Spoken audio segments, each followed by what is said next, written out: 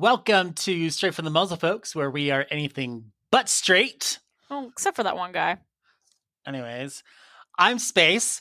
And I'm Sparrow. And we welcome you to our episode, which is about what today? Today, we are going to be recommending different fursuit makers based on 6 different categories. We initially had, 5 categories? Did we? Yeah, we added some. We added some because you came up with Scullies. Well, you came up with one additional, which is now obviously they know is Scullies, but and I'm like, oh, okay, well, cool. I think it'd be fun. So the 6 different categories we are going to be looking into today they're more like fursuit styles. We're going to go into realistic fursuits, stylistic, scullies, technical, toonie, and kimono suits. Yep. And I basically made it so that we basically picked our top 3 out of each category and kind of recommend what we think is a good fursuit maker. We're going to go ahead and make this as a recommendation as a podcast, not as like personal recommendation. So I thought this would be kind of fun, especially for those out there who may want to look into getting a fursuit. You can now, take our word for it. Yeah, take this little list. Now, something to keep in mind, regardless of any maker names that we spill out here today, whether we say a name you're familiar with or not, whenever you're planning on commissioning somebody, make sure you look at reviews. Even if a fursuit maker is popular or you recognize a name, it doesn't always mean they're trustworthy, or that fursuit maker just might have some up and downs. So, for example, you might really love a specific fursuit maker, but their wait time might be a year or 2. If you're not okay with that, look at the reviews for a different maker. So just keep that in mind, regardless if we're recommending someone or you hear recommendations from someone else. Make sure you do your own research as well. Exactly. Make sure that maker is right for you. Now, I also wanted to make sure that the recommendations that I was giving, I know that Sparrow has a few that are, known, and that's cool. I wanted to make sure that with mine, I wanted to kind of feature some makers that aren't as well known, but still have a good presence out there. So you guys can kind of branch out and look at some new potential makers out there. Before we get started, though, I know that a lot of you will more than likely take to Google and type in fursuit makers, and you're going to want to look up and see what makers are out there, regardless of, listening to the specific episode. I do want to throw out just a little warning out there.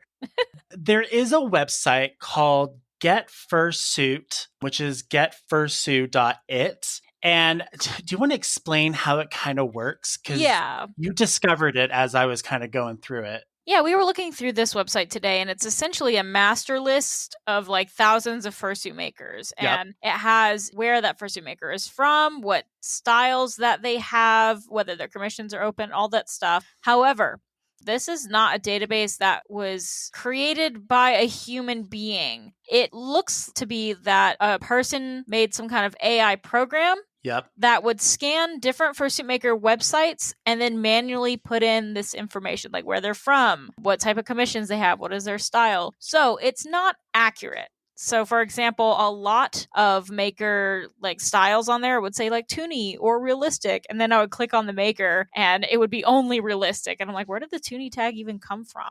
So just a warning when you're going through websites like that, and they make it clear on the website too. I'm not saying that the website is bad or scammy. They give you a warning as soon as you go into this website. But keep that in mind. This is why we said earlier you should be doing your own research. You can't 100% rely on other people or other websites to get the information that you need. Now, on the other thing of this particular website, it has links to 2 other known sites. Artist Beware, which is obviously exactly as it sounds, artists that you should be aware of. But there is another one that's called Fursuit Review. And I'm going to go ahead and just say it is just as crappy as this Get Fursuit one.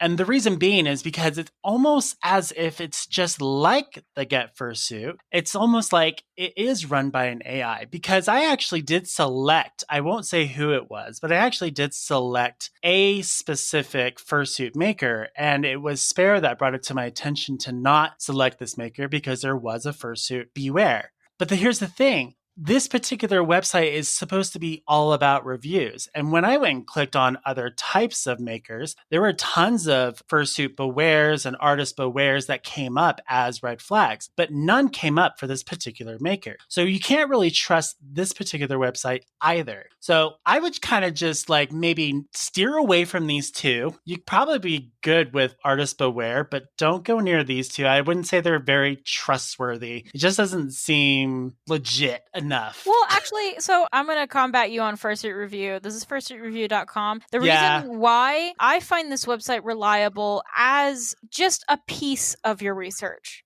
Right. So fursuitreview.com, this website relies on people to submit their reviews. So if a fursuit maker has a good review on there, it doesn't mean they're reliable. It just means that, oh, one person had a good experience and that's the only person that submitted a review. So let's think from a different perspective. Let's say Amazon is selling, I don't know, a phone. Yeah. If Amazon is selling a phone and they have a 5-star review, but there's only 2 reviews, but there's been 200 sales. That just means only 2 people out of the 200 sales have posted a review. And what if, 80% of those sales said that the phone was crappy? So that's the thing about Fursuit Review, is that if you click on a fursuit maker and all of the reviews on there are positive, they might still not be reliable. They just might have only encouraged happy customers to go and post a review there. A lot of people don't put their reviews on that website, and I wish people would. Honestly, it might be a good idea, like, hey, I'll give you a discount if you leave a review on this website. I don't know. Something like that. But more people need to submit reviews for their fursuits, because I feel like folks have a bad experience with the maker and they're just so tired of dealing with it that they don't even want to write a review. They just want to be done with it. But it's important to write reviews, even if you have a bad experience, so other people can know. My whole thing with not using this website is because, well, one, it's very monotone or maybe more two-tone colored. So it's very like,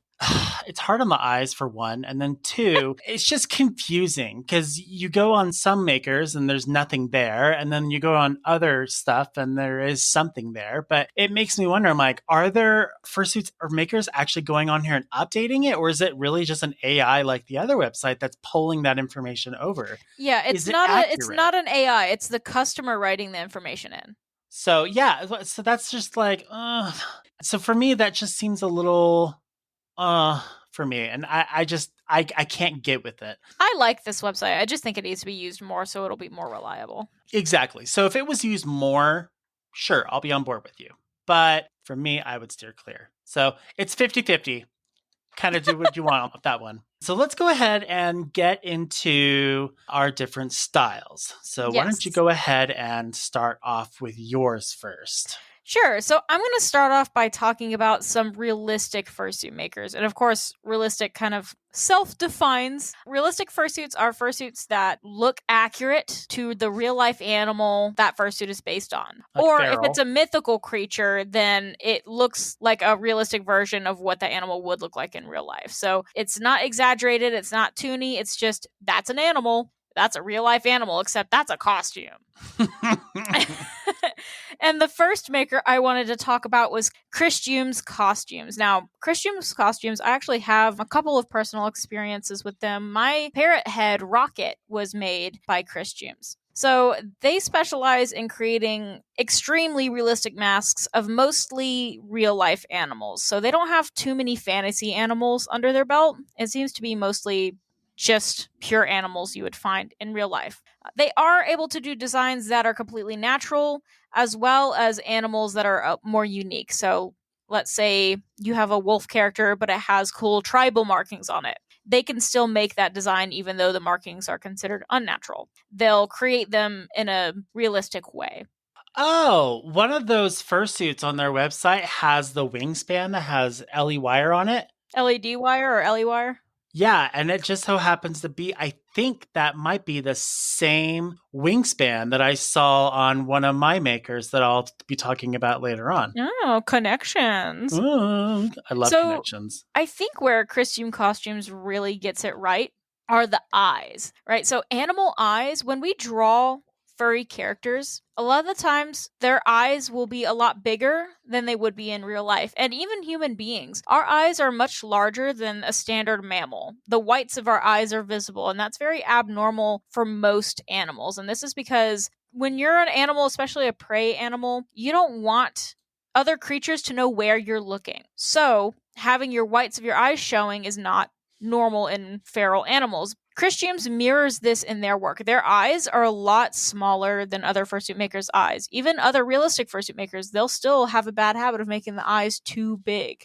But Christiums really hones in on making the eyes smaller and therefore making it even more realistic that way. They also do really well with their jaw sets. The mouths are very realistic, and their airbrushing. Like I said earlier, they primarily have examples of real life animals, not many dragons or beasts and things like that. They have some werewolves, but those are still just beefy wolves, right? And they also beefy wolves. I also don't see them do full suits hardly at all. It's usually just masks and partials. But their fursuits are extremely high quality, extremely realistic. And they also sell resin fursuit head blanks. So if you're looking to build your own realistic fursuit head, you can also go to them for just a head blank. Nice. Mm-hmm. Let's see. Who's the other one I wanted to talk about? Yes. Clockwork Creatures. I've known about Clockwork Creatures since I was a little kid in this fandom. I'm not going to lie. They've been around for forever. And I think Fox Amore, his fursuit is by Clockwork Creatures. Is it? Mm-hmm. Oh, that's so cool. Clockwork Creatures is really cool because they specialize in creating full realistic costumes. So it's full suits. It's not just heads and partials, but the whole body. And they can also do real animals as well as fantasy creatures. So you can get your foxes and your wolves, but you can also get dragons and beasts and all those things. They're able to pack so much realism into an entire costume, which is hard to do because the way a human body is shaped is not how a real animal would be shaped standing on two legs. But somehow they are able to just transform a human figure into this crazy realistic anthropomorphic animal, and it is so impressive. I love their work. Have you ever heard of not but Clockwork Creatures before? They're an old name in this fandom. Oh yeah, I've heard of them. Yeah, you've heard of them. Their work is so beautiful, and they have great photography skills as well. They're really well known. Yeah, there's a difference between popular and well known is a good thing. Yeah, and I would say that isn't a good thing either. It's just well known. It's like a really good thing. I would say that Clockwork Creatures is also more on the well-known side. Like, they're popular, but they don't have like photo shoots at cons with 3,000 people at them. You know what I mean? Yeah. It's a little more reserved. They also have they made a short film, like a movie, using some of their costumes before. I forget the name of it. God, I wish I remembered, but it was really cool. It was like a medieval type film on YouTube. That's cool. Maybe we should find it and review that someday. I think that'd be really fun. That would be fun. Furry film review. And then the last maker I wanted to talk about dips into the little more semi-realistic side, and they go by the name Beetle Cat Originals. So Beetle Cat has also been in the fandom for a very, very long time. And they have a stylized version of realism. So they dip into the realism, but it's a bit more stylized, which I think is really cool and unique. So their eyes are the resin realistic eyes that I was talking about earlier, but they make them a lot larger than what a real animal's eyes would look like. So it gives them a little more humanity in them, I would say. It's not just a walking animal. It's realistic, but it has more anthropomorphism to it. They also work with full suits, and their body shapes and the fur textures are perfect. They're realistic, so they stay on the slimmer side, and they use different types of furs that kind of have a more realistic texture to it. They also use resin claws, resin eyes. They have their realistic jaw sets, and also silicone paw pads that creates a lifelike version of typically unnaturally designed characters. So it's more realistic, but their characters tend to be not just realistic animals. They tend to be still colorful. They can be real animals or mythical animals. They're not shy about delving into the fantasy, but they're still able to keep that realistic style to it. Yes. Sorry. I'm just realizing that one of my fursuit makers that I pulled up doesn't have any of their prices in English. Oh, it's okay. We'll figure it out. It's all in Czech. Awesome. Well, that's a part of your research is doing price conversions. So hey, good luck on you, customers. There you go. All right. So I have the wonderful and really cool category of technical. So, did you write out what technical was? So, technical fursuits are fursuits that use a lot of technologies, things like LEDs, maybe animated screens, animated or animatronic parts, stuff like that. Yeah, and so I thought, okay, I want to do this one because I love high tech stuff. Now, I didn't go into as much detail as Sparrow did, but I did pull up some sites, and so I kind of have like a different way of going over fursuit stuff. So the first one that I've got on my list, it's got to be the top one because it's just they're known for their proto-gen work, but they're known as Kyborg Studios, and they're super high tech. They've got a YouTube channel where they're always updating a lot of their 3D printed and they're like really well done heads. By the way, did you know? I don't know if you knew this, but a proto gen head literally just like is just a visor. You can pop it off. I didn't know that. Yeah, it makes it probably convenient to be able to fix the tech on the inside. Yeah, but it also makes it the best fursuit head to wear because you can see through it. Yeah, the whole thing. Yeah, it's so, it makes you kind of jealous. It makes you kind of be like, oh, man, I kind of wish I was a proto-gen now. Boy, they expensive though. These are goals, one day, goals. They have a whole variety of just things that they do. A lot of their services and capabilities. So if I go to their capabilities here and it pulls it up, they do 3D printing, 3D carving, design, modeling, vacuum forming, which is really cool because not everyone does that. Welding, molding, casting, finishing, and painting. They are a one-stop shop, which is a really cool thing. They will design it for you. They'll create the concept for you. They'll build it for you. They have everything that you need. They're basically like a fursuit maker meets the coolest cosplaying. I guess you could say like they're primarily furry, but they're also like cosplaying fursuit makers as well. And they just have everything you could possibly want. I haven't really looked at their prices, but I can only imagine that their prices are probably going to be a little pricey just because it is higher tech. If you're wanting, like, let's say, for instance, a prop, it could be anywhere between $265 up to $1,500. Again, it really just depends on the size. LED matrix style heads. So those are the proto-gen heads that you see on YouTube or you guys see like in fursuit styles. Now, I don't think they do the full fursuit. You might do, I wonder if they do the head itself, and then you might do like, let's say, the actual commission maybe from someone else. I'll have to do a little bit more research into that, and I could probably answer that in a later episode. But their matrix heads start at $31.65, so it's a little bit higher price, but you are getting what you pay for. I can't really say you get that in a lot of products out there, but it is in this particular case, especially with all the fun things that they do. They also do different types of heads, helmets, armor.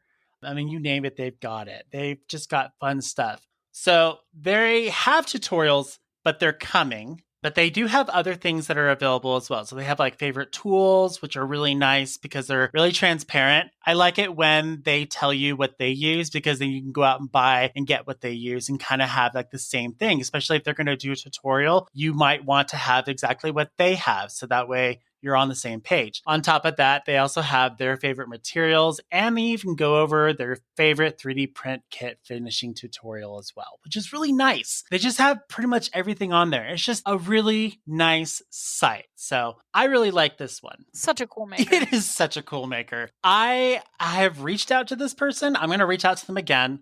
I really want to get them as a guest. Just mostly one for the Protogen show, but two, just to pick their brain because I just have questions for them. I'm not sure what those questions are yet, but I'm sure they're going to be coming. Because my mind just races when I get excited. My next recommendation is a company called Made to Glow. Now, Made to Glow, they're not necessarily what you would say a fursuit maker per se, but what they do is they work with fursuit makers. So you basically have your fursuit maker that you've commissioned, and then you go either to Made to Glow or Made to Glow goes to your fursuit maker and says, all right, my client has commissioned to do an LED wire or some really cool looking, extravaganza of lights and techno. like stuff in your fursuit. So let's work together to see how we can make this work. They do make sure that they go over the fact that there can be errors that does happen, especially with how tiny the fibers are. Fibers will get into every single nook and cranny. That's just a given when it comes to tech and fibers in general. But they do go over that, and they do say that that is a possibility that could happen. I have seen it happen in fursuits where it looks perfect from 1 second and then the fursuiter moves and then it just shorts out. Who knows why? But they do go over that, and that's a really cool thing. They have a whole variety of what they go over, though. This is really quite neat. So they have like light suits. So they have like a version 1, a version 2. They make Daft Punk helmets. They made a Furry. I think that's for the Canadian one, to be honest. So Pause Vegas sign. They made a Gem Raptor, an LED catwalk, an LED cloak, a coon tail, an LED death ball. That sounds pretty cool. An LED drum set. And you can go on here and look at all these different things that they've done. They do stage lighting. They do LED walls. They build it into your suit. They do the whole shebang. So if you're going to do a fursuit and you want to have lights that are built into it, Made to Glow is probably going to be one of your best bets. I don't know. I mean, there's probably other makers out there. And if they're brand new, you can look at them. But if you're looking for someone who's seasoned, who knows what they're doing, probably just stick to what's out there and what's good. And then if you've seen people that are just making it on the market, I don't know. What are your thoughts on brand new makers on the market? For LED specifically? Just in general, if you're shopping out there as a first-time buyer. Okay, so here's the thing. If you're wanting to commission a maker that is new, whether they're new like they just started making suits or just opened up commissions anyway, or new because like maybe they've been making pre-mades for a while and just open commissions, it's good to commission newer artists. You just have to give them some faith and you have to give some patience. Right? Because they're learning. And typically, when you're commissioning a newer maker, it's going to be a lot cheaper than commissioning a seasoned maker. So it's kind of like that triangle that says like good, fast, and was it good, fast? Oh, what was that? That was a really cool triangle. It's and cheap. Yeah. So you can't have something, if it's good and fast, it can't be cheap. If it's cheap and fast, it can't be good. It can only be two things. Exactly. Right? We need to go over that again. As a reminder. So I encourage commissioning newer makers because we all start somewhere and it gives you the opportunity to have a unique fursuit that isn't made from a popular maker where, you know, hundreds of other people have that same style. And it supports an artist and you typically get a cheaper deal out of it. And if you're okay with your fursuit not being 100% perfect, which trust me, even really expensive fursuits are not perfect. Yeah. My expensive fursuit from Christiums is not perfect. Nobody's fursuit is perfect. It's all 100% different each and every single time. If you're going to have a perfect fursuit every single time, it's called mass-produced, mass-manufactured. Go to Walmart for that. So I say it's great to commission new makers. Just make sure you keep in communication with them, and if you start to have a experience that's not very smooth, then you know PayPal is on the customer side almost all the time with refunds. So and speak up and say something. Yeah, and speak up and say something. Communicate with the maker. Like if you stay in communication with your maker and you stay kind and you stay patient, then you will probably have a good experience. Stay kind. Just rewind. Their prices kind of range. It really just depends. It goes anywhere between 200 I was looking at to their like prices. 1,200 to 2,000. It really depends on the technicality of what they're doing. So for instance, if you're only wanting like 150 LED highlights, it's about $200 to $500. If you're wanting something a little bit more complex, for instance, like one of the Blade versions, it's where the music reacts to, well, the LEDs react to the music or sound. And then there's also buttons in the paws and of course in the paw pads down below. Then that's something that's going to be a lot more expensive. And to ballpark it, they said it's about $1,200. So each fursuit is a little bit different. It's really kind of hard to tell. That's why every fursuit maker has something called a quote list, and they'll kind of give you a general idea of what something would cost. Yeah, so definitely. Would recommend them if you're going to look into LEDs. That's so cool. My next one is the one that I didn't do. Oh, wait. Is it? Yeah, I didn't do my homework on the price conversion, but you know, that's what Google's for. Yay. So this one is a really cool one. It's called WMW66 Costumes. what was unique about them is I actually just Googled Fursuit Makers Animatronics, and they're one of the first makers that popped up. And I'm like, ooh, this looks really cool. And so as I was searching their page, I saw that they made fursuit head animatronics. And so they didn't have any options or, I guess, examples online on their actual website. So I just went to YouTube to see if someone had posted anything, and it looks like they did. And so they do actually have like their ears that move and their eyebrows that move, and it looks really cool. Maybe some basic movements, but nonetheless, it's pretty sweet looking. So for that reason, that's the reason why I picked this particular fursuit maker. And, their fursuits are kind of cool looking too. God, their fursuits are really cute. Yeah, they really I've never heard are. of this maker before. Neither have I. That's why I kind of picked it as well. They're from the Czech Republic, so that's another bonus right there. They're something that's totally out of the United States. It's something that I'm not familiar with, and I'm all about supporting a maker or an artist that I have no idea who they are, but I love what I've seen so far. So I 100% recommend this. If you guys want to look at something new, try something new, check out WNW 66 costumes. God, their latest dragon on their gallery is the cutest shit I've ever seen. I want it so bad. It is super cute. And I love how it's cute, but then they post it like in front of like an industrial, like it's got an industrial background to it, which is kind of cool. Yeah. I really like it. Just as really, it's playful and fun. The last one is something that actually Sparrow recommended to me to go over. I don't know how to pronounce the name. You're going to have to help me with that one. It's Radula Castion. Okay. Yeah, so I'm just going to go ahead and say that you're going to pronounce that name, and I'm not going to attempt it because I'm going to butcher it. Or Radula, one of those. You recommended it because of the way that they puppeteer their fursuit heads. Yeah, so tech can be more than just LEDs and actual technology. Yeah. Tech can also be under technicalities like puppetry. And I love puppets, and I love this fursuit maker. I've tried to get a hold of them for a commission before, and they're kind of hard to get in touch with, but their work is so gorgeous. What's really cool, so if you go to their website specifically, the first thing on their website when you kind of scroll down is they have 2 videos that are consistently going in loop, and you see how their puppeteering works for their head. And I really like that. That draws me in, and that makes me want to look at their site even more. So right then and there, that's an automatic win for me. I love it. Right now, their commission status is closed, but depending on when you listen to this episode, it may actually be open. So just keep an eye on it. You never know. Prices? Doesn't really say, but it looks like they probably will post them as they reopen. Some artists are like that. So you'll kind of find that as you do your research. It's just kind of like who people are, I suppose.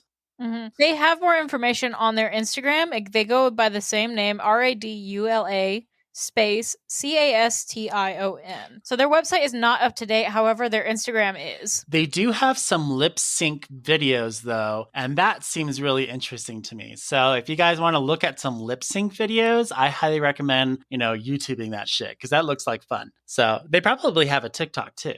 So, And I really appreciate how in their fursuits tab, they talk about what these puppet masks are like and how do they work. And do I really want one? Because so many people will look at costumes with technical aspects like this and they're like immediately like, yes, I want one. But they give you a warning in here that says, that mentions these heads are heavier. These heads take practice. You won't just get this puppet head and will be able to make it work like a puppet immediately. They make it look easy in all their videos, but it takes practice to be able to figure out how to make your fursuit head blink and move its mouth and to perform all at the same time. Not even that. So I didn't even realize this, but if you go to, on the tab, if you go to the very right where it says fursuits and you go to the very, very bottom, the bottom left picture shows the wireframe of the head itself.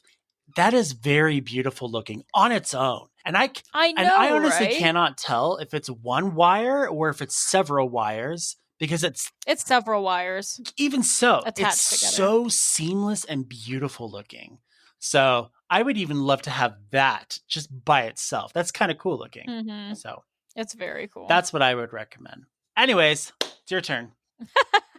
All right. So the next category I am going to jump into is stylistic. So when I say stylistic, that is a really loose word, right? But when I think of a stylistic fursuit, I don't think of realistic. I don't think of toony. I think of something that is so unique that when you look at that fursuit, you're like, oh, this is definitely by this maker.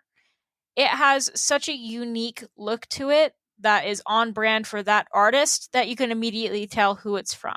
Sometimes a lot of toony fursuit makers, they all get jumbled into a big bowl and you're like, I can't tell who this one is by versus who this other one is by. Sometimes they start to look very similar, they start to run together. Same with realistic. But stylistic, it's so exaggerated that you could tell immediately who did that costume. So I have 3 artists here, and the first one I wanted to mention, who has been a favorite of mine for a long time, is Fleece Rot.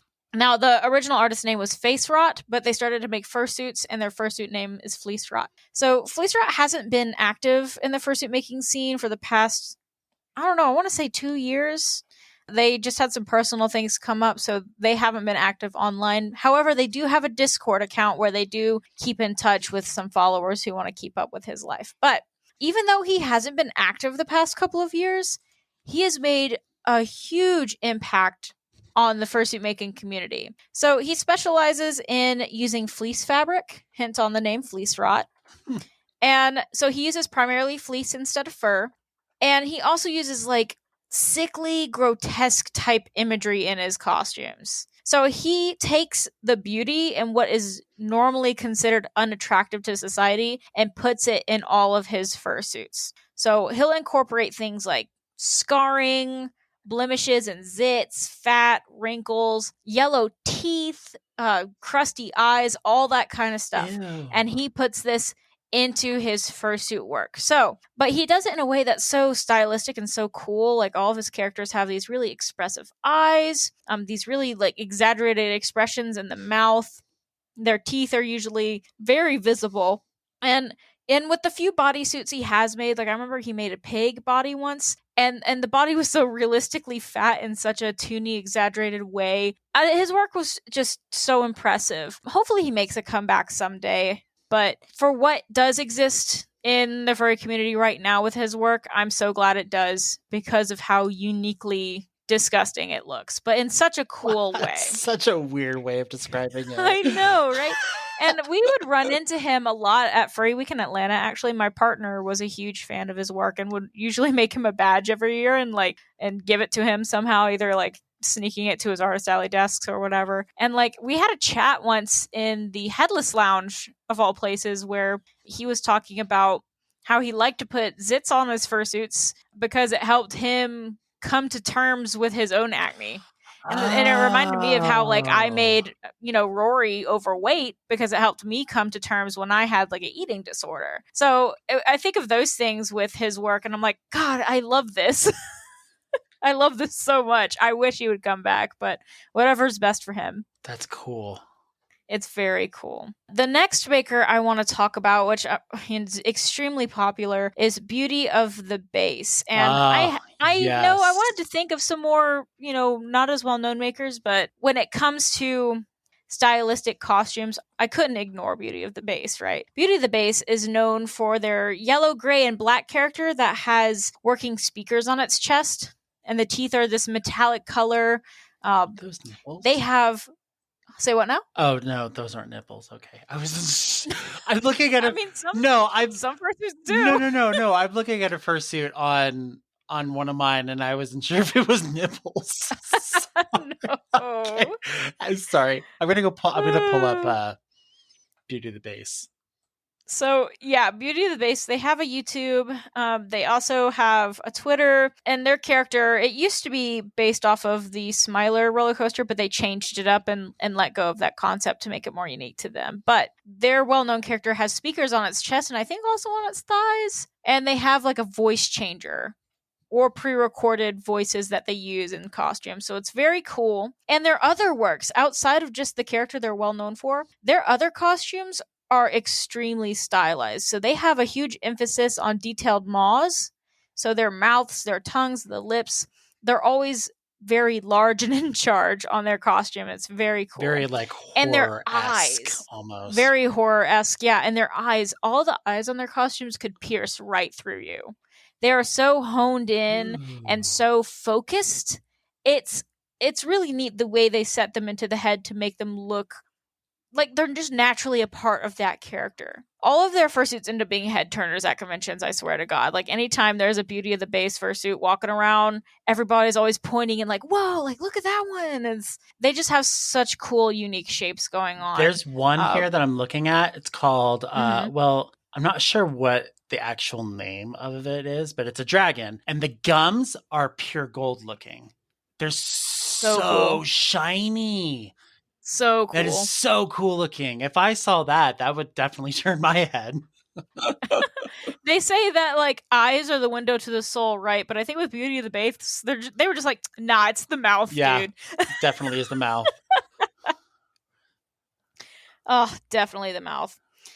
All right, and then the last maker I wanted to go over for stylistic suits are city mutt fursuits. So, city mutt fursuits, they lean towards the toony side, but it's more of that exaggerated toony, similar to with Beauty of the Base, but with less teeth, right? So they have very exaggerated expressions. Their smiles are really big, their eyes are really unique looking, and they are not scared of creating really unusual animals. And I actually remember when they started doing this, I actually had a little bit of a jealousy towards them because everybody on my commission list was like a dog.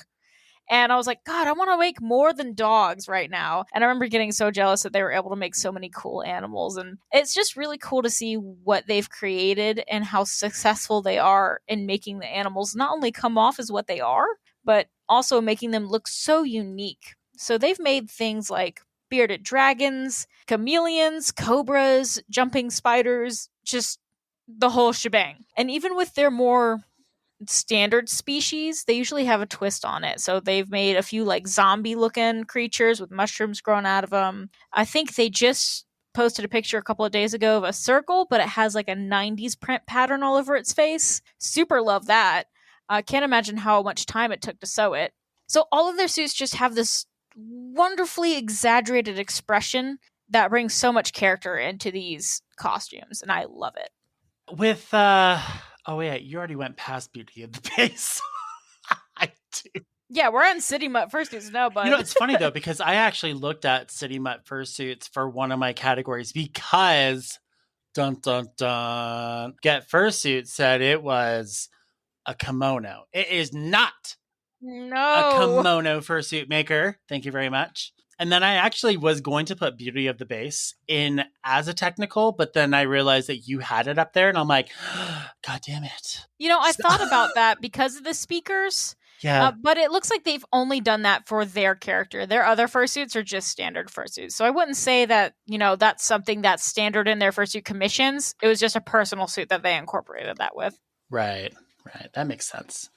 All right, so Space is about to go over toony fursuits, and as the furry community knows, this is like the default when it comes to the idea. When you think of a fursuit, usually a toony costume is what pops up in your brain first, right? And that's not inherently a bad thing. My fursuits are toony as well. However, because the fandom is so saturated with toony fursuit makers, sometimes they start to blend together and it can get difficult to identify who did what. So it was kind of hard. We were mulling over it for a little bit, Space and I, about what fursuit makers we should include. Because of this, we were trying to find ones that were It's such really it's a identifiable. saturated market, really. Yeah, it's really saturated. So it was hard to pick just three, is Yeah, what we're saying. because there's so many out there, and they all like. Not saying they all look alike, but there's a big percentage that pretty much have the same signature looks, and so it's really like hard to tell. Like, is that so and so or is that someone else? Yeah.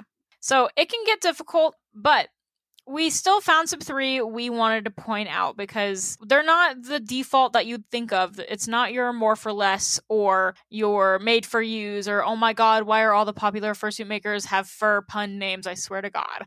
But What's the Don't Hug Cacti? There's that don't, one too. we don't talk about that one. Okay, we Oh, Lord.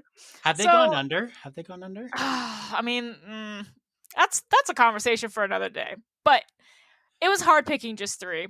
So the ones we have we'll go through and we'll review. So if you're a toonie maker, don't get upset if we didn't talk about you again. There are just so many of you. It was hard to hone it down to just 3, but we did pick 3 we want to look at. All right, so their first fursuit maker is Sleepy Stag Suit. So this is one that actually Sparrow recommended for me because we took out one that was not a good option. Thanks, Fursuit Reviews. Wink. So, do you have Sleepy Stag Suits up right now? I do, yeah. So Okay. Sleepy Stags is a mutual of mine, actually, and their style is so cool. I love their work. I just want you to go over to the bunny, the first picture, okay? Mm-hmm. I'm not saying this because it looks like it's there. I'm just saying it because it is there. The midsection to the crotch totally looks like balls. Be nice. It's just a seam. I know. It's just the way that it's positioned. I looked at it and I'm like, oh, they're like hairy balls. I think it's just the way the shadow is laying. I It love is. that fursuit. No, it's I very love cute. the I love it feet too. It's and the just the way glasses. it's the way that they're standing and the way that they're positioned that makes it look it like that. But I'm sure if you were to look at it Okay, face well, on, I've had shit like that happen with my fursuit photography as well, where I noticed and I took the post down and I edited it and sigh. I was like, no way, because there was a shadow casting on the fursuit's lap that made it look like I had pissed the fursuit. And I was like, what the world? How did this happen? And I had to go in and edit it. It was ridiculous. It makes me love the fursuit even more. You know? I love they made a bat fursuit this past year, I think. It's all blue. Everything about it is blue. And I love it. It has a big old nose. That's a big and nose. They have some cool wingspan, and they make really great bovines as well, like cows and things. Mm-hmm. And I'm talking more about this. This is your cup of tea, so you should be talking about it, not me.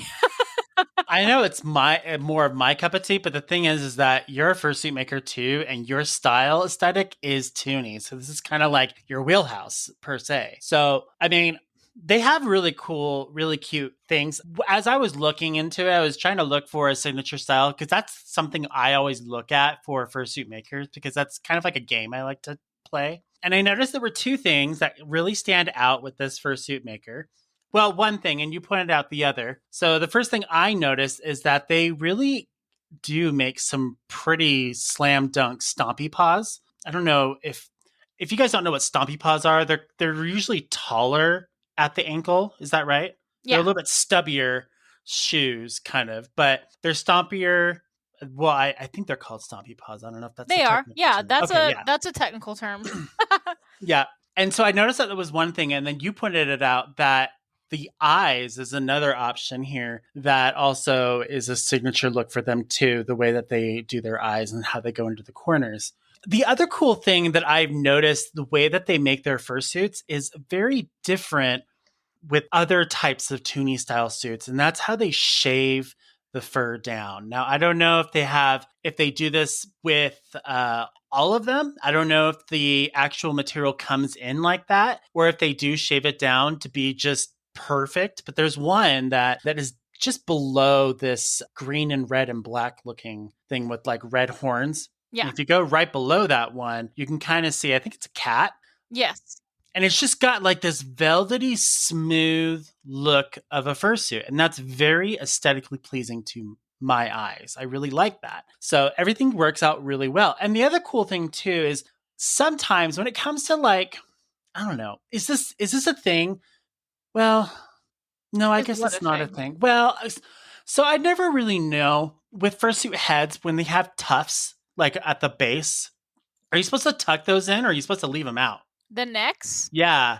That is personal preference. A lot of toony suitors will leave it out just because it looks cute, and some people tuck it in. I know with Rocket, he's a realistic head, so I always tuck in his neck fluffs because I want to make it look like he's wearing clothes. But a lot of toony suits, that doesn't really matter to them, so they'll leave the fluff out just because it's super cute.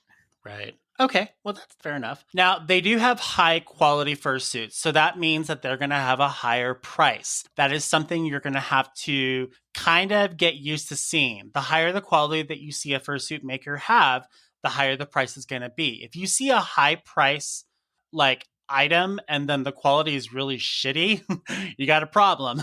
Or if you see like, I don't know, like a really low quality fursuit and you see a high price on it, that's also a problem. But here it's justified. So we have plantigrade full suits at 3,600 starting, digitigrade padded and full suit. So digitigrade and plantigrade. Plantigrade is without the stuffing, right? So it doesn't Yeah. look like Straight it. legs. Yep, straight legs. And then digitigrade is the more, makes it look like it's standing on two. Bindi. Yeah, there you go. With like extra padding and stuff. Mm-hmm. And then you can go with a light partial or a full partial. I kind of like that. I didn't know that. See, and I learned something new each day. So I didn't know there was a difference between a light partial and a full partial. And I guess a light partial in this case is without sleeves. Good to know. I didn't Usually know that. light partials are without sleeves and without feet. Yeah. Or sometimes it'll include feet. Bodysuits. You can just go for the head, the hands, the feet. What's really nice about the website too is it's big and it's easy to read. And so if you can get to a site, you can see what you need to see.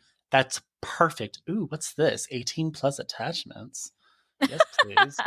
That's something there's nothing really... there. Bummer. No, listen. Like, and not this isn't just about Sleepy Stag, right? This is, I wish more fursuit makers would list that, because I know there's a lot of people out there that want 18 plus items with their suit, but they don't really know how to ask. And that just leaves it out like, hey, this is okay. This is a safe space to explore that here by putting it on your website like that. Now, I know not all fursuit makers will, even if they are open to those attachments, but I do love that Sleepy Stag has that there so that people who do want to explore that side, that they don't feel bad about it. And then one more thing I want to mention about their suits is how clean their markings are. Can we just appreciate how clean, like the shave, like you mentioned the shaving earlier, but also just the markings, like you can clearly see them. They have a Pitbull suit that they made, I think for Pitbull King, and the markings on this thing are just so crisp, like chef's kiss.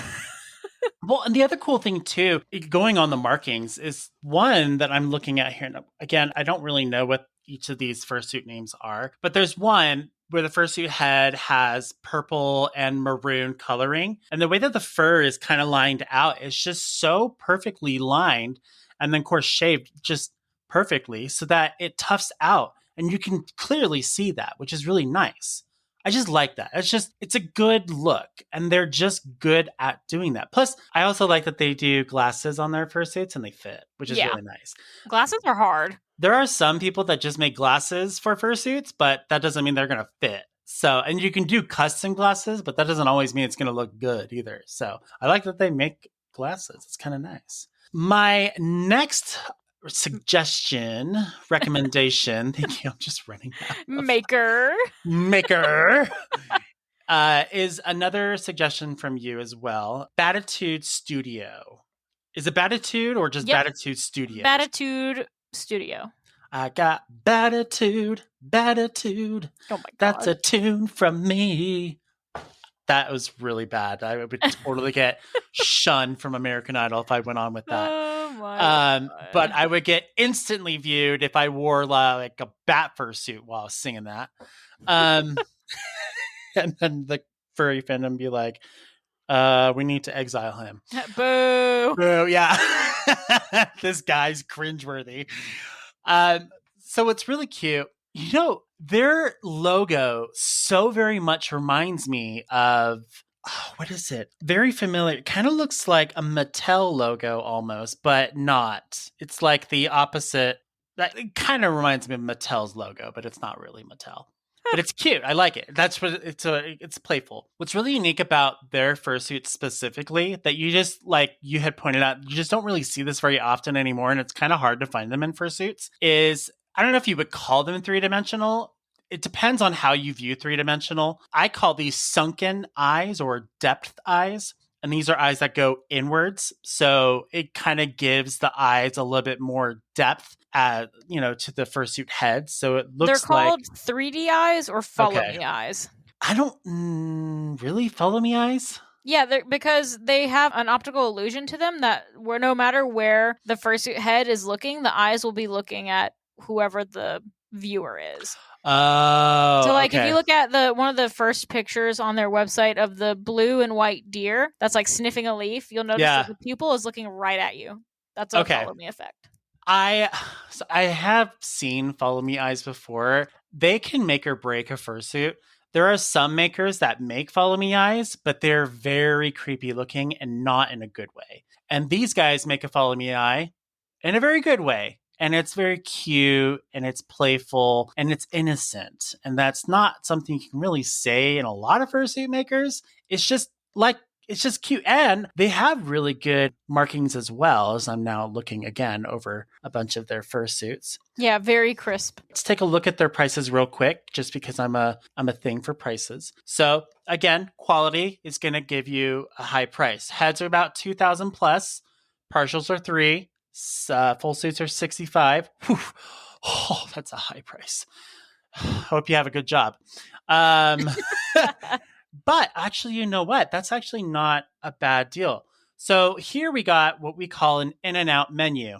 It's 3 options. That's it. And that's quite nice. So it's just the full suits, and you got your partials, and then your heads, and that's it. Simple as that. Love it.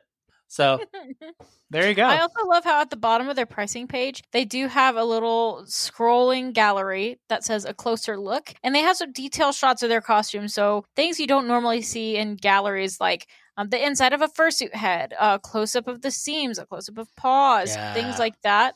And I would love to see more makers have something like this, because it's the little things like how you line a fursuit or how a zipper is installed. Those are the little things about a fursuit that are so important that not many people get to see until they actually own the costume. Yep. Our last fursuit recommendation for Toonie is Frosty Had a Sunday. Now, this was out of a list of variety of fursuit Toonie makers, and I just happened to land on this specific fursuit maker. And as I was scrolling down, I saw one that was very familiar, and it was Ruby's fursuit. And well, it's not necessarily Ruby itself, but or herself. It was one of her. I can't remember what the name of her fursuit is.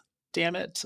But it's iconic because it has the 3 colors of ink: the yellow, the pink, and the blue that you would get in your standard printer. And so I saw this and I'm like, oh my God, this is like fate. So and I'm like, I have to go ahead now and go for this. This is really cool. Besides the fact that they have a really cute name, they go with it and they have a really cute logo. And on top of that, they have a really cute website. It makes me want to have ice cream.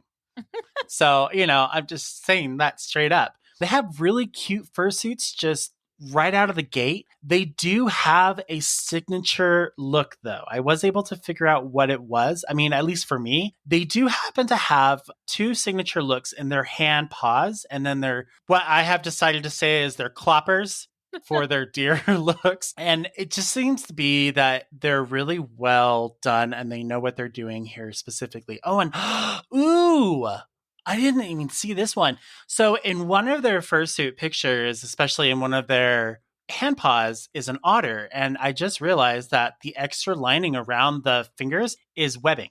I didn't realize that was webbing. I just thought, so cute. I'm just like, that's extra ribbon. Why would you? God, and I've made otter paws twice, like feet paws, and let me tell you, webbing is a pain in the ass to sew in. So kudos. Yeah.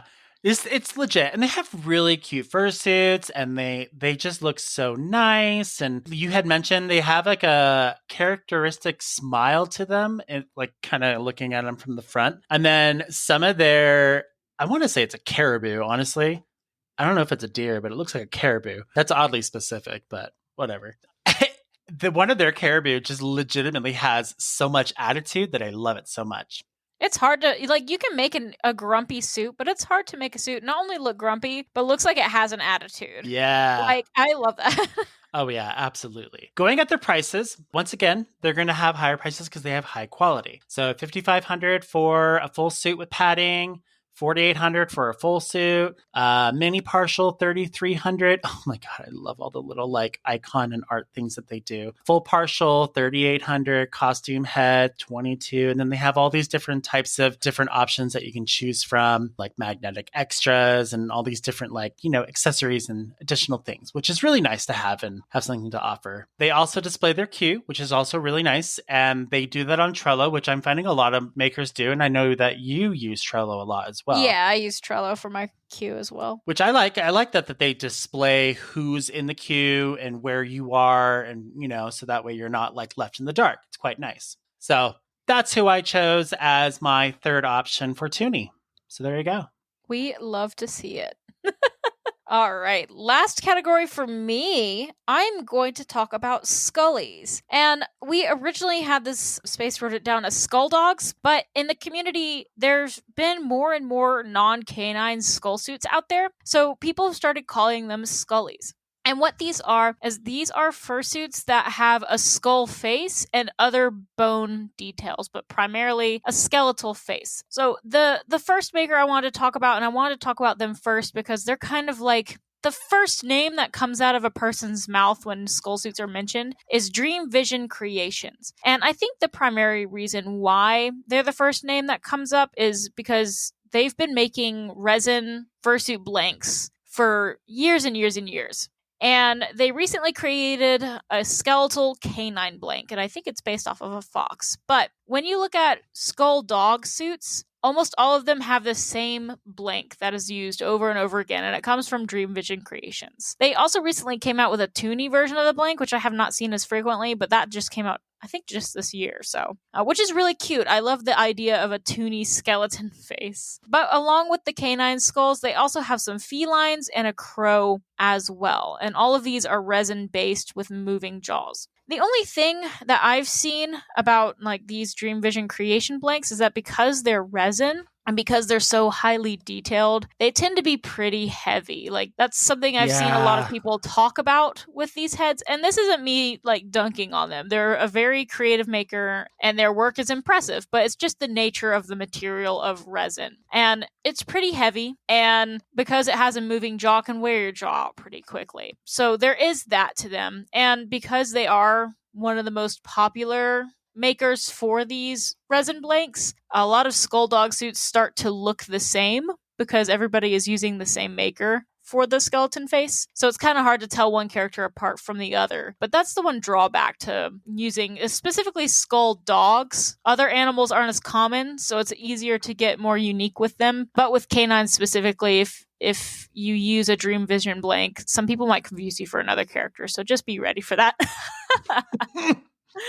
But their work is very high quality, and they're very well known in the Scully community for their resin blank. Another maker that's really crawling up there in the ranks of having head bases in general is Fuzzbutt Fursuits, and I have ordered from them, I think, 3 different times now. Oh my gosh. Amazing quality, great head bases, very, very lightweight. So Fuzzbutt Fursuits, they are an artist that specializes in 3D printed head bases. So these are plastic, and plastic is naturally much lighter than resin. And their website is just chock full. Like, I'm saying hundreds and hundreds of different species. Not only different species, but multiple versions of the same species. So they'll have, let's just use fox for an example. They can have a realistic fox base, a kimono fox base, and then a small muzzle base and a large muzzle base. So they'll have 4 different variants of the same species. They also have a ton of Scullies. They currently offer 10 different species. They have canine, equine, hyena, bear, dragon, raven, bowline, feline, saber-toothed cat, and rodent. And so they just have a ton of different skeleton faces available for furries to use. I've personally bought their saber-toothed cat skeleton head base and used it for a pre-made. Wonderful quality. I love the 3D printed bases. They are just so lightweight and easy to use. And also they have hinged moving jaws, which is really nice. You mentioned earlier the 3D eyes, the follow me eyes, and how they're not as common. So I've been making fursuits for about 11 years now. And when I first started, moving jaws and 3D eyes were like the default. Interesting. For some reason, 10 years ago, those were extremely popular. And as time went on, people started doing them less and less. But I'm seeing moving jaws specifically make a comeback. And I honestly think it might be because of TikTok. Because so many people want to do lip sync stuff, right? And it looks a little bit awkward if you don't have a moving jaw because you're just bopping your head around. Well, there is a style of fursuit that does do follow me eyes, but it's not located in the region that we're most familiar with. Yeah, and you'll talk about that here in a minute. I will. Yeah, but Follow Me Eyes, they're coming making a comeback too. But that's Fuzzbutt Fursuits. Really awesome quality 3D printed bases, and they're pretty affordable too. So I suggest checking them out. And then the last Scully maker I wanted to mention is I think it's pronounced Bushang. Bushang's Creations. I don't know. Bushang? Bushang. Bushang. Hey, You gotta say it with some like sort of sad, like Bushang. Bushang. Maybe we're wrong. I don't know. Hey girl, it's Bushang. Hey girl, it's Bushang. Hey, it's Bushang. Okay, it's all Bushang up in here. Jesus. So the really cool thing about Bushang's Creations is that they specialize in Scully suits. So unlike other makers typically just have Scully suits in their portfolio along with mostly normal fursuits, right? But Bushang specializes in Scullies. That is their default. And they have a variety of painted and unpainted blanks available for purchase as well. So they have an Allosaurus, which is a dinosaur. They have birds, cats, deer, goat, even a human blank. They have a human skull blank, rodent, snake, vampire bat, and wolf. So they have a handful of really unique skulls out there that people can use for their skull suits. And along with their scullies being extremely realistic, they're also really high quality. And with those unique species available, it'll give people the opportunity that want a skull suit but don't want the same face syndrome that comes with it to have a little bit more originality to it. I've never heard that as a thing. Same face syndrome. Same face syndrome? Yeah, you have. So like a lot of fursuit makers have been criticized for same face syndrome. I know like we talked about Don't Hug Cacti earlier. Oh, okay. Yeah. Well, back in the day, they were really like dunked on for having same face syndrome because all of their characters, no matter what the species was, they all looked like dogs because they all had the same face. Or like Firestorm 6 as well has also had that issue where all of their faces look the same. Like their raccoons look like dogs, cutters. Their cats look like dogs. It's the same face syndrome. Yeah. I call them cookie cutters. Cookie cutters, yeah, that's another word for it. So like I was talking about earlier, a lot of Scullies have same face syndrome even if completely different people made them because everyone is using the same blank. Everybody is using that Dream Vision Creations blank. And then also it doesn't help that most people just make, it's a long-eared 1 to 2 colored skull face character, and like that's it. One horn like, flying so I don't know who is who at this point because you all look the same. But going to a more unique species or going to a different maker that has different faces to their skeletons can help a lot with that. Sweet. So I love Bushang's, and right now almost everything in their shop is sold out. So, but they'll restock, and I suggest checking out their website because their work is really unique looking. I love the snake one, and I want one so bad. Girl, bougie Bushangs. Bougie Bushangs. It's gonna be like my favorite thing to say now is Bushang. I'm gonna go to a con one day, and I'm just gonna be like Bushang, and some girl's gonna be like, "Oh, that's my maker." Like, yeah. I don't know. It'll be weird. So our last fursuit style is one that comes from Japan and probably Korea as well. South Korea, obviously. Wow. Well, I'm sorry. When was the last time you saw a fursuit picture in like anything that came from North Korea? Exactly. Okay. I don't know. Maybe there is. Who knows? So you guys might know this, but it's an anime style fursuit known as a kimono. That's KEMON as in Nancy O. I thought it was kimono as in like KI, but I totally got that wrong. And basically, it's exactly as I said. It's an anime style fursuit, and it is basically like looking like anime or manga, but in fursuit form. And the cool thing about kimono fursuits is that they are almost perfect looking. And they're just so damn cute at the same time. Every time I see one, I just want to grab it and hug it. It's like a plushie that you see at the toy store and you want to take it home with you. It is the most amazing looking thing. So there were a couple of makers that I had kind of mulled over. There were three, but I narrowed it down to two. There was one that I was going to do, but I'm not going to name them just to be respectful. They're one of the more well-known makers for kimono fursuits. The reason why I don't have them on my list is because when I went to their website has no gallery. So there is no way to know what kind of fursuits they actually make. It says they make kimono, but it doesn't show anything on there. And so on their Twitter, on their other social platforms, it has their website as their main source of traffic. So if you're going to have a website and you're going to be one of the bigger makers out there, why don't you have all of your commissions on that website?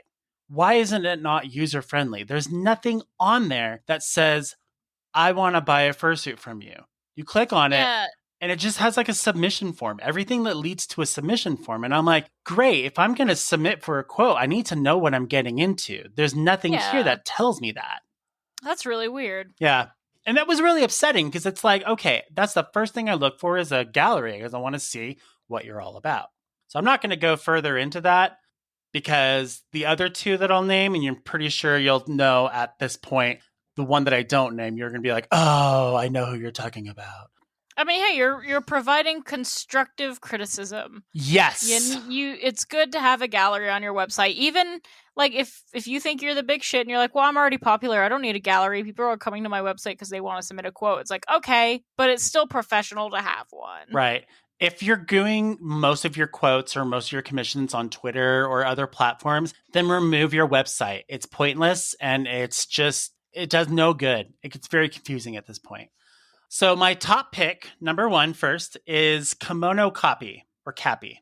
Cappy. Is it Cappy? Okay. So Kimono Cappy, their stuff is so damn cute. I don't even know where really to start with it, but it's just, like I said, I want to grab them and I just want to like hug them. And this maker is known for their mochi paws as well. Yeah, and I'm not really sure what a mochi paw is. Do you know what a mochi is? I know what a mochi is. Is that what it's that rice cake that's usually filled with bean paste. Yeah. Mochi paws they're made out of a fabric called mochi minky, and it's just minky that has like a 4-way stretch. Oh. So it's really stretchy and really squishy. It's the same thing that Squishmallows are made out of. Okay. Oh. So the paw pads made out of that fabric stuffed with mochi stuffing so that they're very, very squishy and very, very soft.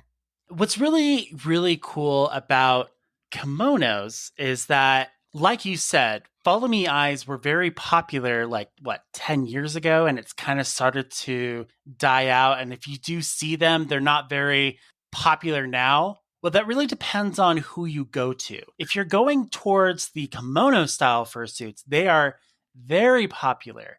I mean, this style is huge in Asia. It is just the thing. And they're really hard to get too. We ran a poll on Twitter because there was a rumor. Rumor has it, don't copyright me on that. Rumor had it that kimono fursuit makers refuse to make fursuits for people who are plus size because it goes against their aesthetic. So I put a poll up and I said yes, no, or maybe. And so it's kind of interesting that about 30%, there were 26 votes over an 11-hour stretch, 26 votes, 30% said yes, 23% said no, and 46% said maybe. So it's kind of just like almost pretty unanimous right there. Now, I'm not offended by that. And the reason being, and I'm a plus size person, but the reason I'm not offended by that is because if you look at the Asian culture, a lot of Japanese and South Koreans, they're a lot smaller than we are. So I don't expect them to accommodate for a plus size person or a much taller person per se on the other side of the part of the world. It's just, I wouldn't expect them to do that. It's not part of their aesthetic and it's not really part of their culture. So if I were to go to them and they were to say no, I wouldn't be offended. I'd be like, okay, not a problem. I mean, it'd be sad. And I don't think it was all kimono fursuit makers. I think there was one that just made a public statement that said, I will not accept a commission from you if you're over this height and weight. And then it caused a big stink. And I don't remember who it was, so I'm not going to say names or anything like that. But it was an interesting experience to read up on when it did happen, that's for sure. But I mean, at the same time, like I said, I really can't take offense to it just because if you go and you look at the culture and you think about it, it kind of makes sense. So, but I'm not gonna like go to the defense of a specific maker because I don't really, like you said, I don't really know who it was. So their commissions are very cute. We're not cute. I don't know why I said cute. Well, cute is a good word because kimonos are known for having big eyes, small muzzles. Oh yeah, and just very unique hair as well. I noticed expressions, very anime hair. Yeah, very expressive in the whole thing, not just the face, but the fursuits overall. Their prices are right around the same prices as you would expect. So full suits start at 57, partial start at 32, heads are 22. Specialties though, that is a little bit different. So I'm not really sure what this specifically means, but a specialty suit specialized as a piñata suit. I'm not really sure what a piñata suit. I love that suit. It's so cute. I don't know what that is. So a piñata? Well, I know what a piñata is, but is it a style? Well, go to their gallery and look and scroll down a little bit and you'll see it's literally just a character that is a piñata. Oh, okay. You see it? Okay, I thought it was like a style. No, it's just it looks like a piñata. It's very, very cute. Okay.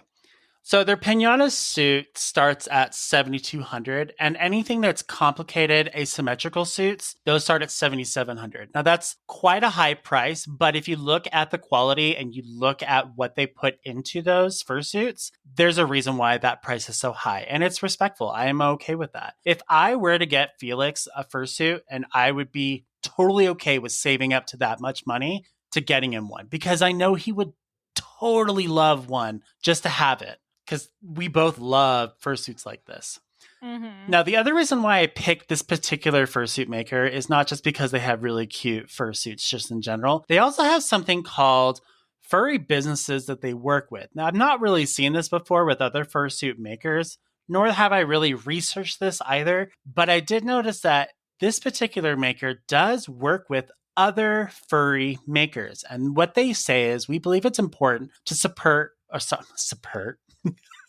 to support other furry owned businesses like ourselves. In order to promote those that we work with, we have chosen a list of each businesses here along with contact information and the service that they provide us. So they have two different ones. They have Bean Warehouse, and they specialize in custom acrylic products. They also provide them with their acrylic badges, their LED badges, their keychains, and their business card holders, which is really nice. And then there's another one, which is Nay's Pin Club, which is based out of Canada. They do custom pins and a variety of other things too, which is also really cool. I like that. That's really neat. So I highly recommend that if you want to go towards a kimono fursuit. The other one that I really liked as well, and this one's a very unique shopping experience, one that you just can't get anywhere else. This fursuit maker is known as the Rising Sun Kimono. And what's unique about this is that when you go to the site, it's not just in English, but it's also in Japanese at the same time. So you get Japanese and then you get English. And you also get their, actually I'm on their completed fursuits. So if I go to their actual site themselves, they do have their fursuits available right there in front of you. And then if you scroll down, you can see more information. What's really unique is their special edition fursuits. So unlike other fursuit makers where they would normally have a picture of the fursuit and then the price next to it, here they have a picture like an actual like animation, like an anime drawing of the fursuit and then the price that goes with it. So it's like you're buying a piece of that comic that goes with your fursuit, and then you know that you're going to get that fursuit as well. And I would expect this exact like version from that. And it's really cute. I like it. It's a really fun experience. I did not expect this from them at all. It's like a pre-claim. Yeah. So they have the design and then you purchase it and then they make the fursuit to fit you. Exactly. I like Kaito the best. That one's cute. They have custom commissions as well. You can do custom commissions. Those start, I think, it looks like they start at 3,500 for Digidegrade. They have partial costumes that start at 1,100. They also have a measurement guide. That's kind of cool. I didn't realize they had that for Because all it's over the probably body. expensive for you to ship out a whole duct tape dummy, so they Oh, might work off of measurements instead. especially with the shipping issues right now too. So I can't even Mm-hmm. imagine with that. They even show you all the completed fursuits, which is really nice. They have a tab for upcoming fursuits. So I'm not sure if those are fursuits that they're working on and they're getting ready to publish, or if these are being or going to be like upcoming pre-mades that they're going to have ready to have you purchase. So I'm not quite sure on that one, but it's all good. And then they also have available pre-made fursuits as well. It looks like they have one available. Its name is Mint, and it's a pre-made wolf fursuit. Very cute. Really love it. So I highly recommend this website too as well. Take a look at it. But yeah, that's what I have to say about kimono fursuits and their makers.